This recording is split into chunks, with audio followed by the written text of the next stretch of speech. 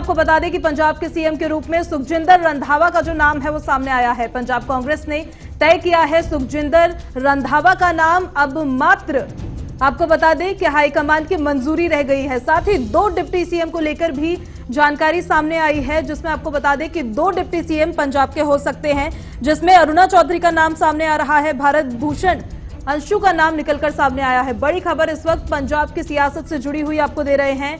थोड़ी ही देर में डिप्टी और सीएम का नाम का ऐलान किया जाएगा। पंजाब कांग्रेस ने सुखजिंदर रंधावा का नाम तय करके हाईकमान के पास भेजा है। अब सोनिया गांधी के पास आपको बता दें कि अंतिम मोहर वहां लगेगी और पंजाब को उनका नया मुख्यमंत्री मिलेगा। पंजाब में विधानसभा चुनाव अगले ही वर्ष है, उससे पहले सियासत देखिए लगातार वहां गर्माती हुई। थोड़ी ही देर में डिप्टी सीएम का भी ऐलान किया जाएगा।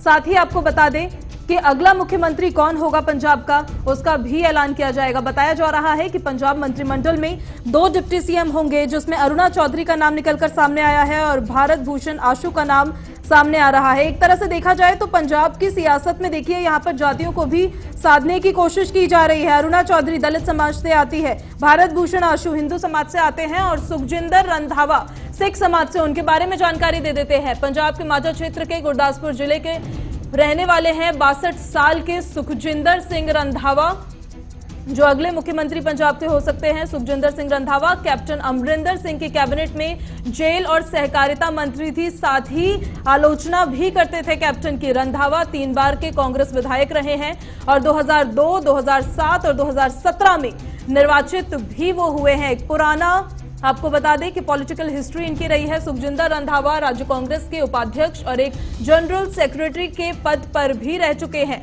वहां भी उन्होंने काम किया है। तो पंजाब की सियासत अब दूसरी ओर रुख मोड़ती हुई नजर आ रही है। पंजाब में कैप्टन अमरिंदर सिंह और नवजोत सिंह सिद्धू के बीच कई महीने से जो सत्ता का संघर्ष चल रहा था, वो अब अंतिम रूप लेता हुआ नजर आ रहा है।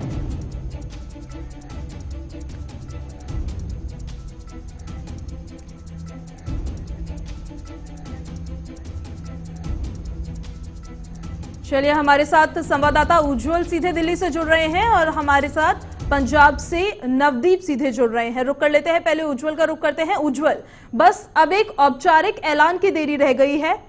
नाम तो सामने आ ही गया है कि पंजाब का अगला मुख्यमंत्री कौन हो सकता है।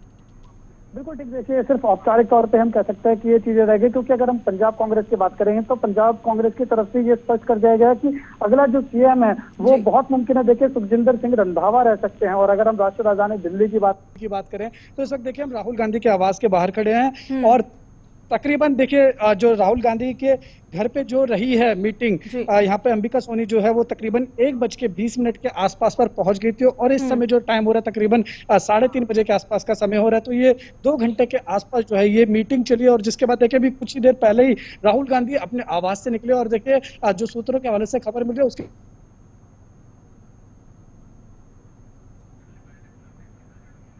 चलिए, तो हमारे साथ पंजाब से नवदीप भी जुड़े हुए हैं। नवदीप, एक तरह से देखा जाए तो नवजोत सिंह सिद्धू और सुखजिंदर सिंह रंधावा जो है पंजाब की राजनीति में एक सिक्के के 2 पहलू के रूप में नजर आ रहे हैं। देखिए, बिल्कुल कोई इसमें संदेह नहीं है कि अगर नवजोत सिंह सिद्धू के खेमे की बात करें तो सुखजिंदर सिंह रंधावा सबसे उनके करीबी और उनके गुट के सबसे बड़े लीडरों में से एक है। और सबसे बड़ी बात है कि उनके जो पिता थे संतोष सिंह रंधावा, वो पंजाब प्रदेश कांग्रेस के 2 बार अध्यक्ष रह चुके हैं। गुरदासपुर जिले के अंदर अगर बात करें, माझा जो पंजाब का रीजन पड़ता है, वहां के अगर सबसे बड़ी अगर राजनेता की बात करें तो सुखजिंदर सिंह रंधावा का सबसे बड़ा नाम जो है उसमें आता है। दूसरा जो सबसे बड़ी बात है, उनको जो सीएम का चेहरा जो उनको प्रोजेक्ट किया जा रहा है उसमें यही कारण है क्योंकि सुखजिंदर सिंह रंधावा ऐसा नेता है जो नवजोत सिंह सिद्धू से भी ज्यादा बादल परिवार के खिलाफ काफी एग्रेसिव रुख जो उनका रहा है बादल परिवार पर हमेशा देखा गया है।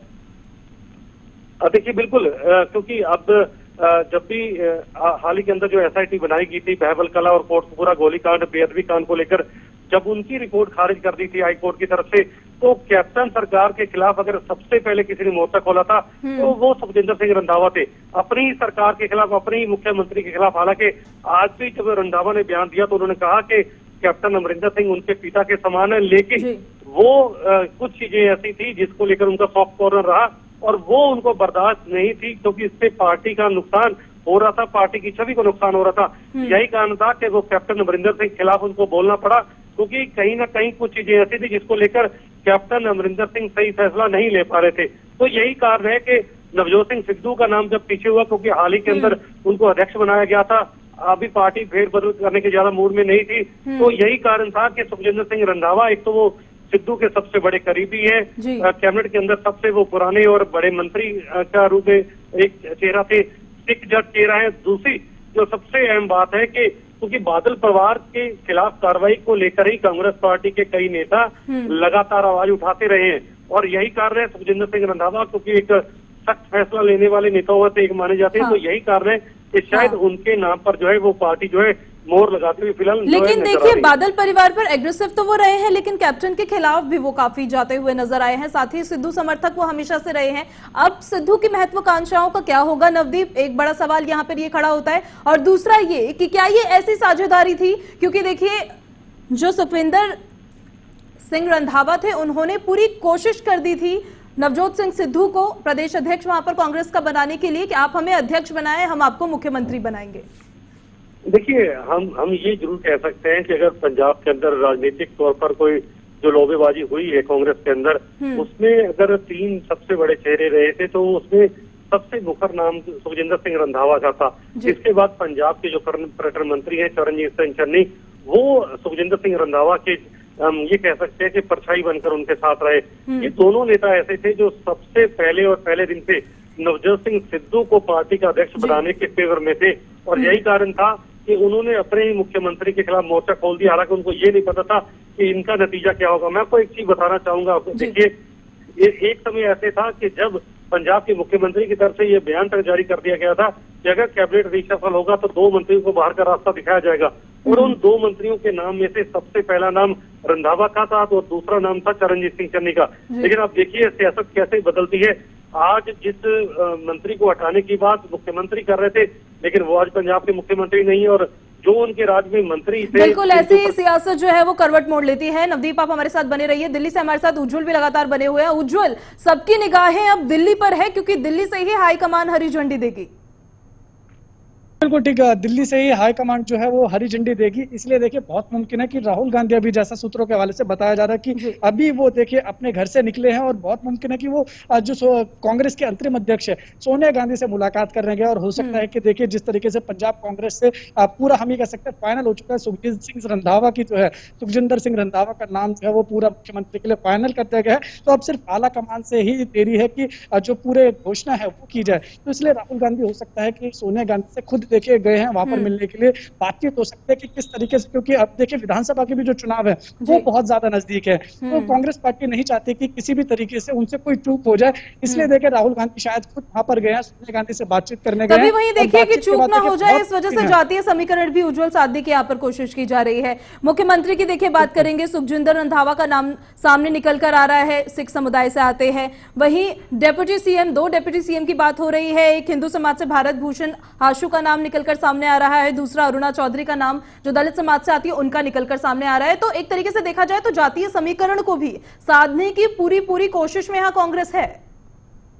बिल्कुल बिल्कुल ठीक। देखिए जातिगत समीकरण की अगर हम बात करें तो यकीनन देखिए कांग्रेस जो है वो अपनी तरफ से कोई भी चूक नहीं छोड़ना चाहती है कि एक बार फिर से 2022 के जो चुनाव होने वाला है, कांग्रेस चाहती है कि जिस तरीके से उसकी सत्ता पंजाब में रही है वो सत्ता वो दोबारा काबिज कर सके। इसलिए कांग्रेस नहीं चाहते कि उनकी तरफ से थोड़ी भी चूक हो, इसलिए जातिगत समीकरण है उसको भी साधने की कोशिश की जा रही है। और तमाम देखिए कांग्रेस के जो नेता हैं उनको भी हम ही कह सकते हैं खुश करने की कोशिश की जा रही है, ताकि फिर से देखिए कोई बागी रुख ना अपनाए। अब देखिए हम ये जरूर कह सकते हैं सुखजिंदर सिंह रंधावा को ये ताज तो जरूर मिल रहा है, लेकिन ये ताज जो है वो भले ही कांटों भरा जरूर रहने वाला है, क्योंकि देखिए सिर्फ 2 से 3 महीने के बाद ही हम ये कह सकते हैं कि ज्यादा से ज्यादा देखिए अगले साल तक जो है 2022 की शुरुआत में ही ये चुनाव होने वाले हैं। तो सुखजिंदर सिंह रंधावा पे भी काफी ज्यादा देखिए प्रेशर रहेगा कि किस तरीके से वो कांग्रेस सरकार को वहां